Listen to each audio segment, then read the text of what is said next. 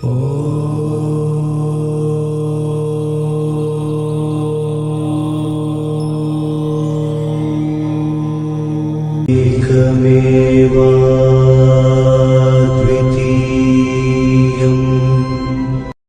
to Takshashila Gurukul channel. If you haven't subscribed to our channel yet, please subscribe immediately, press the bell button and write your comments and feedback. Share with your friends as much as possible. We provide online Kundalini Raja Yoga initiation and Kundali activation in 6 months. 14 Hinduism's view of life. The ideal Hindu and his daily life. Hinduism has given very practical, logical and scientific explanations about life, its purpose, the relationship between the worlds of life, etc. Moreover, it has shown how life can be managed harmoniously on the basis of the principles of religion and attain perfection through the Chaturvarna and Varnashrama Dharma, the fourfold effort that a person has to achieve in life. Whatever the stage of life, whatever the problem, there are correct guiding solutions and implementation formulas in Hinduism. Therefore, there is no doubt that Hinduism is the most practical religion, regardless of the country and time. This religion examines life in a deep and reasonable way and finds the inner relationship between life, world life in a truthful manner and gives life a set of beliefs and values. Moreover, Hinduism has paid attention to the all-round development of man in life and in accordance with religion, and accordingly, all the religious laws, rules, etc., are formulated. The principle and philosophy of Hinduism is that no matter what the issue of worldly life is, it should be given a spiritual perspective and all the workers of life should act in accordance with religion. Hinduism definitely makes it clear that there should be a good goal, meaning and relevance, seriousness and rules for human life. Only such a person who is faithful to the rules becomes an ideal Hindu. He is an ideal person, his life becomes an ideal life. So who is an ideal Hindu? What are his characteristics? What is the help and guidance that he can get to improve the current situation of the world? In answer to this, his characteristics can be summarized as follows. 1. The ideal Hindu believes in the principles and methods of implementation given in the Vedas regarding the concepts of the Supreme Soul, life, etc., and puts them into practice in his life. He knows that the teachings of the Vedas are the eternal, indestructible truth applicable to all times and all countries. Knowing that that truth is one and only and can be expressed in different ways, he respects other religions in the world. 2. The ideal Hindu knows that true culture and life must be based on religion and that they cannot survive without religion.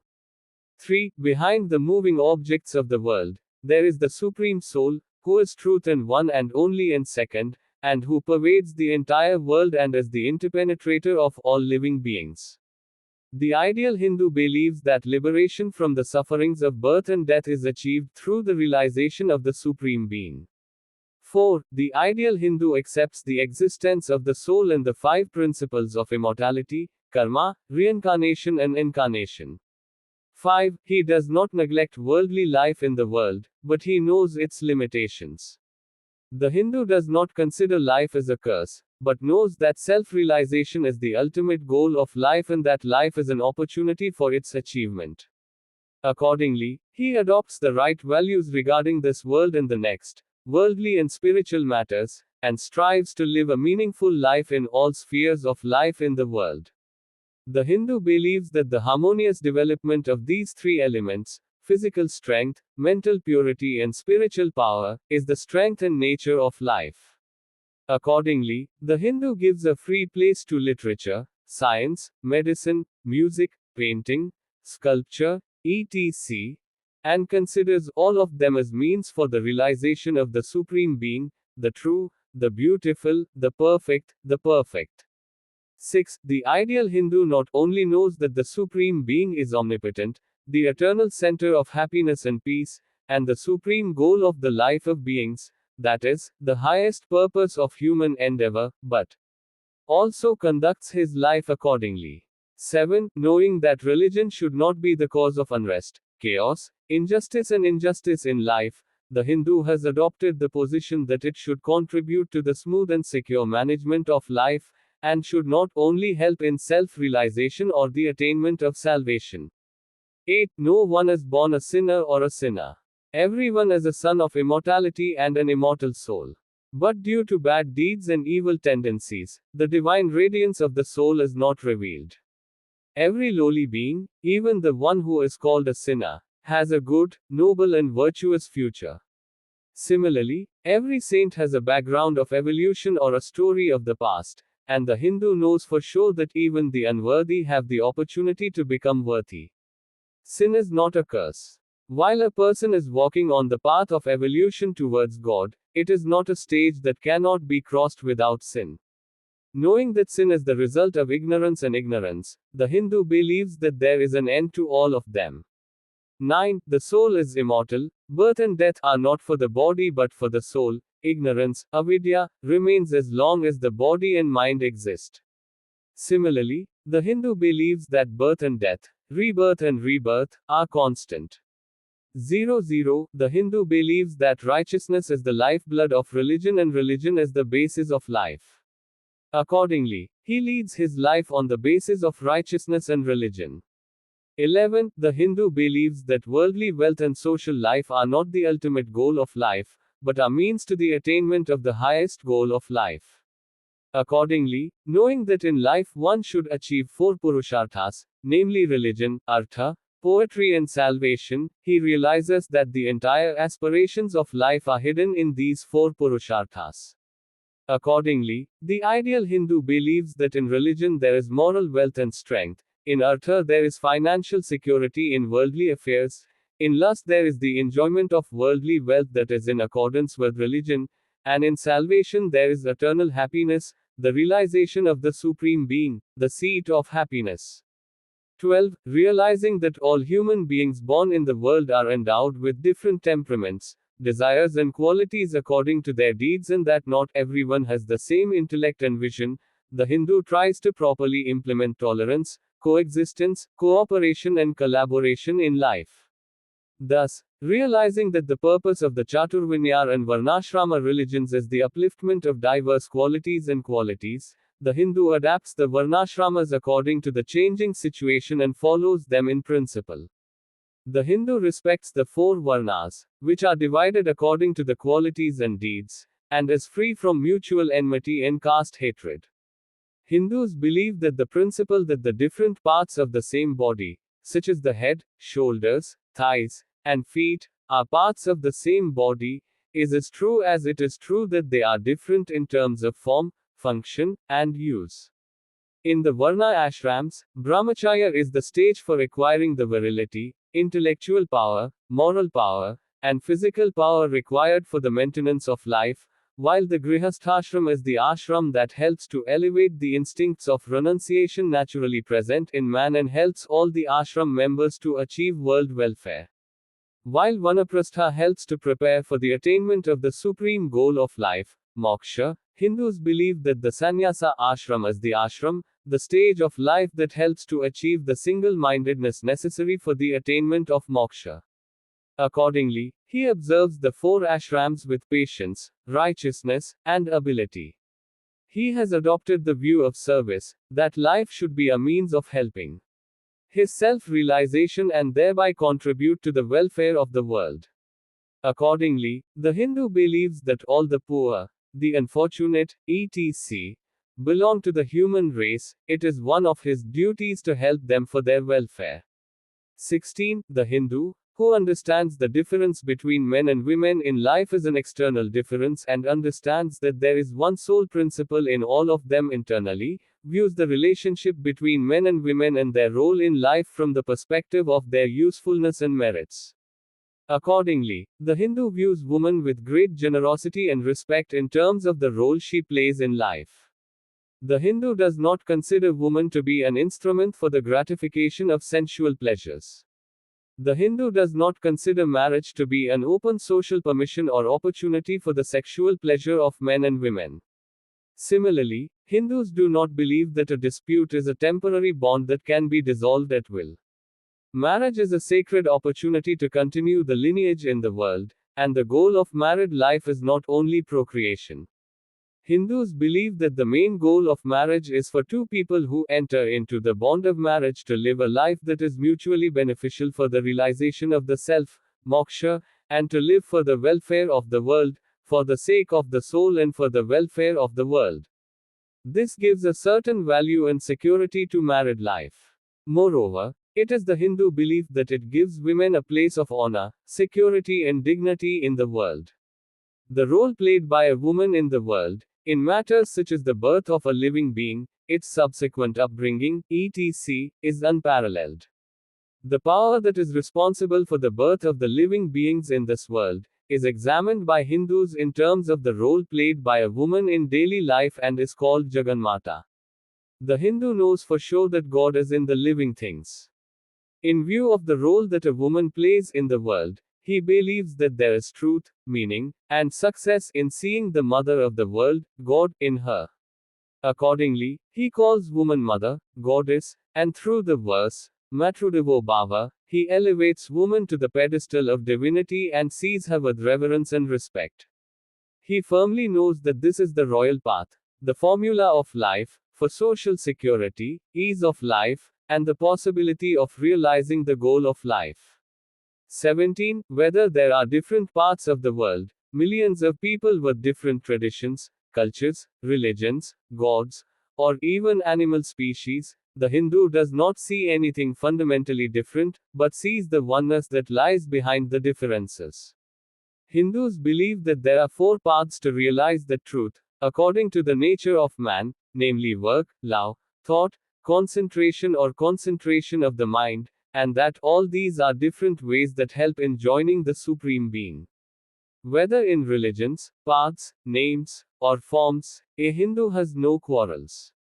A Hindu sees the principle of unity everywhere, regardless of differences of country, time, or race, and implements alliance, unity, collaboration, and cooperation in life. 18. Although he views all the women in the world from a religious point of view and with reverence, a Hindu views his mother, the giver of life, with a natural human affection and respect, and with a greater sense of reverence. Similarly, a Hindu who knows that the whole world is his home, views his birthplace with the same love and respect as his mother, the giver of life. A Hindu views his mother, his birthplace, and his religion with great love and reverence. An ideal Hindu firmly knows that non-violence does not mean cowardice, tolerance does not mean helplessness, and broad-mindedness does not mean the absence of self-respect and ambition, and practices them in his life. A Hindu confronts injustice, untruth, and immorality in the social, cultural, and religious arenas with ability, courage, and good conduct, and carries out programs in a way that contributes to the growth of justice, truth, righteousness, and peace, according to his position and circumstances. An ideal Hindu views these five elements, namely the Gita, Gayatri, cow, Ganga, and Govinda, with love, respect, and reverence in his life, and draws inspiration and guidance from them for his life. Hindus firmly believe that the Gita is the comprehensive book of life and morality, which is the teaching of all the Vedas and Upanishads, while the Gayatri Mantra is the comprehensive holy mantra of all the Vedas and Upanishads. Hindus, who respect the cow as Govata, understand the many-sided use and importance of the cow in worldly life from both worldly and Vedic perspectives, and work according to their living conditions in the individual and collective arenas for a suitable system for the protection and maintenance of the cow. Hindus consider the Ganges not only to be a sacred river for livelihood, but also a symbol of benevolence and the meaning of life, and a noble, proud water spirit of Hindu culture. Hindus know that Govinda means the multifaceted yogi Lord Krishna, a living commentary on the principles of Hinduism. The life and ideals of Lord Krishna are all sources of inspiration and enlightenment for Hindus. Lord Krishna is the true Parabrahman, the Supreme Being, the Supreme Soul, God, the Spirit and main center of Hindu life. Just as the one digit to the left is important for all zeros to have value, so too is Govinda or God important and necessary for life to have value and strength. The ideal Hindu does not think that Govinda means the Supreme Soul for a Hindu, but rather a symbol of any sect or a narrow meaning of an idol. Govinda means the one who facilitates one to attain oneself through the Vedas, the one who gives liberation, etc. It is open to different meanings. Overall, Govinda means the Almighty and the all-pervading God. Janani Janma Bhumascha Swargadapi Garyasi, mother and father and mother are higher than heaven, is the motto of an ideal Hindu, as Satyamev Jayate, Nanrutim, truth alone wins, not untruth, is the Gayatri of his life. Dharma eva hato hanti, dharma rikshati rikshita, whoever protects dharma, dharma will protect him. Whoever tries to destroy dharma, dharma will destroy him, is the daily belief of a Hindu, while Sarv Jan Sukhino Bhavantu, Samastu Sanmangalani Bhavantu, may everyone be happy, may everything become auspicious, is the daily wish of a Hindu.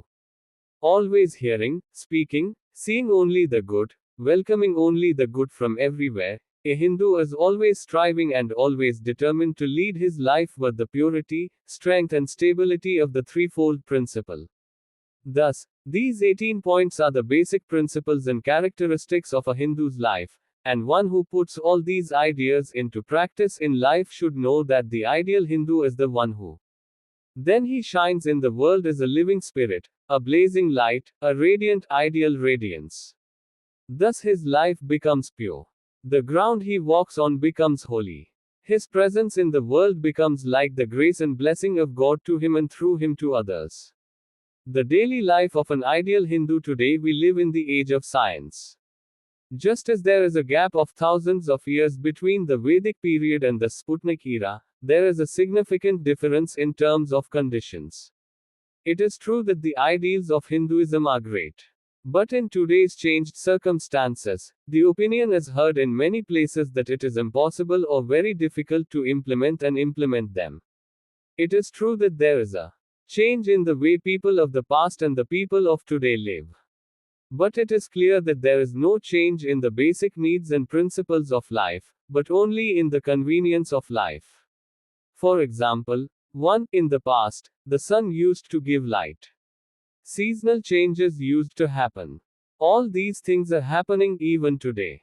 2. Happiness, sorrow, birth and death were experienced by humans in the past. They are still happening today and they cannot be eliminated or changed. 3. The diversity of forms and qualities found in humans. The differences in the conditions of life, these were there then and are there now. In life, man worked for food, shelter and shelter then, and the temple of his work is the same today. But the nature of work has changed so much. 4. The desire and longing for happiness in life was then the desire and longing. Even today, the same cry and the same thirst haunt man. 5. The influence of good and evil spirits was visible in the inner being of an individual, in the life of an individual, and in the collective arena. The spiritual science that found that the ultimate goal of life is self-realization and that there is a suitable path for its achievement was as new and practical then as it is today. If these 5 aspects are properly examined, the question arises, what has changed in the world? Nothing has changed fundamentally. Instead, the way of life, the influence of comforts, the desires of man, the figures and forms of needs and demands have changed. The nature of man's work in life, the time, quantity, time situation, etc., have all changed a lot in this time and his standard of living has increased considerably. As a result, the necessities of life of a Hindu, like everyone else, have increased and the income from his work has increased. It seems that the economic conditions are not meeting these needs. These dissatisfactions and imperfections have generally displaced the value and eternal goal of life from the mind of the Hindu, and the main goal of life is only worldly happiness and the increase of the material amenities of life. Even in this situation, can a Hindu not live an ideal life? Hinduism assures us that it is possible. No matter how much the conditions of the times may seem to have changed, Hinduism still firmly and clearly assures us that it is possible to live an ideal life by shaping one's daily routine. Before considering what the daily routine of an ideal Hindu is like, What are the details? It is necessary to classify the Hindus in Hindu society today in relation to their work for the convenience of consideration.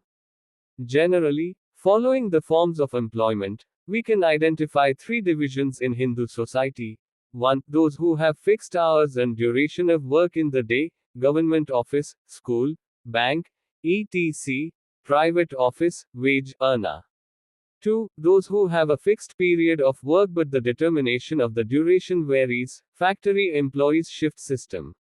3. Those who have no fixed period of work but have freedom in determining the duration, businessmen, merchants, artists, farmers, commercial entrepreneurs, etc. Today, a Hindu falls into one or the other of the three categories. Therefore, it is natural to think that the daily routine of an ideal Hindu should be compatible with these three classifications. But the first point that a Hindu should remember is that a living being must adapt to the situation, otherwise, the situation will not adapt to the living being. The second main point is to know that the ultimate goal of life is self-realization and that worldly life is complementary to it and to work accordingly in one's field. Self-confidence, unwavering faith in one's faith, nature and religion, are the third main points. The fourth main point is to clearly know that if there is a mind, there is a purpose. One should know that it is necessary and possible to give them good conduct, consisting of rules, loyalty, ethics and principles of religion, as natural and true as the happenings of one's daily life seem. Moreover, no matter how much time has changed, no matter how much the situation has changed, the human qualities that make a person a human being are truth, honesty, non-violence, fearlessness, strength and purity of body, mind and intellect. The fifth main point is to know that if these are followed properly and internal purity and strength are developed, external conditions, circumstances, clothing, certain customs, all of these can be adjusted to suit and improve one's life. When a Hindu follows these 5 elements correctly, he will definitely be able to carry out his daily routine properly. The daily routine of an ideal Hindu includes the following elements. 1. Prayer, self-study and penance. 2. Yajna ashrama dharma. 3. Acceptance of food. 4. Work in the field of life. 5. Meeting with society worldly affairs. 6. Service and satsang. 7. Closing prayer of the day. 8. Conversation association with one's family. 9. Introspection. 90. Bhagavadarpana Pradhan. The basic, ethical elements that help an ideal Hindu to carry out the above 10 programs in a systematic manner are mainly these. 1. Truth. 2. Non-violence. 3. Brahmacharya. 4. Self-confidence. 5. Fearlessness. 6. Faith. 7. Disinterest. 8. Love. 9. Wisdom. 1. Obedience. Now let us consider the elements of a Hindu's daily routine one by one. 1. Prayer. Prayer has a significant place in the life of a Hindu. Prayer can be said to be the soul's conversation with the Supreme Soul. The energy needed for one's life is obtained from prayer. Peace for the mind, light for life, courage for the struggle of life are obtained from prayer. The daily routine should begin with prayer. Prayer gives us the memory that our life has a meaning, that there is an invisible power behind our lives. In addition, prayer gives new enthusiasm and energy to the daily tasks. Food is essential for the nourishment of the body. Just as it is essential for the strength of the mind and the illumination of the soul, prayer is also essential for the strength of the mind and the illumination of the soul. Prayer means that a person converses with the Supreme Spirit within him. It can also be said that he unites the Supreme Spirit power that pervades the whole world with his life. Thus, through prayer, moral strength, physical health, spiritual strength are increased and a person is able to live successfully, being useful, influential and effective in all walks of life. An ideal Hindu prays for his all-round upliftment and also prays for the salvation of the world's billions. A Hindu knows that all the people of the world are brothers of humanity. Without knowing that he is different, the world is different. That is why he prays for the welfare and welfare of all. Thus, the daily routine of an ideal Hindu begins with the prayer of God. It is not possible to say that prayer should be of the same duration and nature and that it should be applicable to everyone.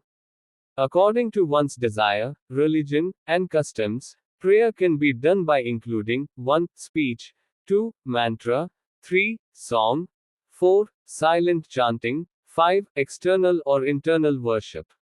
Overall, after praying, a person should 1. Gain self-confidence, 2. Enthusiasm, mental strength, and mental purity should arise, 3. Peace and happiness should arise. To the extent that these three elements are established in a person after prayer and they help in the daily activities, to that extent the prayer can be said to be successful. It is the principle of Hinduism that any method that helps these three elements to be established in a person's life can be followed as an element of prayer. In Swadhyaya and Tapasya, Swadhyaya not only reminds us of the importance, sanctity and responsibilities of life, but also helps us develop the discipline required to perform tapasya in life. Recitation of Sadganta, meditation on good thoughts, and contemplation on the essence of the self are considered to be Swadhyaya. Tapasya is of three types, which are related to the body, speech and mind. A clear explanation of these three types of tapasya is given in the Bhagavad Gita as follows. Devidvija Guru Prajna Pujanam Saucharmavam, Brahmacharya Mahinsa Ca Tariram Tapa Uchit, the worship of the gods, Brahmins, Gurus and wise men, cleanliness, celibacy of simplicity and non-violence are called physical tapasya. Anudvegakaram Vakyam Satyam Priyahitam Ca Yat, Swadhyayabhyasanam Kaiva Vamayam Tapa Uchit, speech that is not agitated, true, loving and beneficial, and Swadhyaya, study of self-knowledge, good thoughts, etc., is called verbal penance. Manprasada Saumyatvam Monamatma Vinigraha, Bhavasam Shuddhiritat Tapo Manasamujyat. Pleasure of mind, gentleness, silence, restraint of mind, purity of mind are called mental penance. Point 02. The all it is important to be careful throughout the day so that these three penances are embedded in the background of each of the programs of the day. 2. Yajna Asravan Dharma Palane. It can be said that yajna is a sacrifice made for the benefit of others. The principle of yajna is to give what one has to others and share it with others. Due to this, there is an increase in virtues such as generosity of heart, mercy, compassion, cooperation, etc. Based on this principle, a Hindu performs sacrifices in his daily activities according to his circumstances. He performs the functions of his daily life by applying the principle of sacrifice that follows his ashram dharma. Principles such as kindness to animals, philanthropy, social service programs, etc., are all included in the sacrifice. In general, whatever contributes to the development of self-sacrifice and selflessness, and leads to the development of a broad attitude from the narrow-minded state of the living being, can be said to be the result of the principle of sacrifice. 3. Acceptance of food. Acceptance of food is not considered to be just an element of physical nourishment in the life of a Hindu. As the Chandogya Upanishad says, pure food is pure essence. A Hindu knows that pure food leads to a pure mind, pure thought to a pure mind, pure thought to a pure action to a pure action to a pure outcome. Moreover, since food is composed of energy and is also life-giving, he accepts food with a sense of dedication, that is, an offering to the divine supreme soul within him. Without mental tension, unnecessary chatter, etc., he calmly offers the food he consumes to God first and then accepts it with the sacred feeling that it is his prasadam. From this perspective, the ideal Hindu is very careful about these three factors: food, shelter, purity, and virtues. 4. Work in the field of life. The ideal Hindu does not think that work is something outside of life or that there is no sacred feeling behind it. Even though the purpose of work is usually to earn money and acquire the comforts of life, the Hindu knows that the background of work should be religion. Whatever the nature of his work, he performs it skillfully and responsibly according to his nature and virtues, and finds peace and satisfaction in it. Moreover, the Hindu believes that the supreme goal of his life, self-realization or salvation, is achieved by properly following his life's karmas. 5. Social interaction. Every day, the ideal Hindu, while interacting with his society, sees people of different natures and with diverse qualities and virtues. This daily experience is an opportunity for the Hindu to study and understand the principles of tolerance, seeing the one in many, etc., in the scriptures and then put them into practice. He conducts social interaction with truth, courage, tolerance, etc., with the strength of his penance and ability to study, and always tries to make it happy and smooth. The way the ideal Hindu interacts with society is like a practical illustration of the principles of life of Hinduism. 6. Satsang and Seva. Satsang helps in the enhancement of the virtues in him. Satsang and Seva have a very important place in the daily life of a Hindu who knows that service is the practical manifestation of love. Hearing good and noble thoughts from elders and saints and exchanging ideas, visiting temples and ashrams in the village, listening to sermons on good thoughts, etc., all these constitute satsang. If such an opportunity is not available during the day, then the life message of elders, saints and pious souls and other sadhanas constitute satsang, and a Hindu imagines it within himself.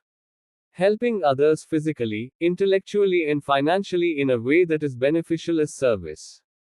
An ideal Hindu imagines an opportunity for service in one way or another or takes advantage of the situations that arise and renders service to the community, society and the country.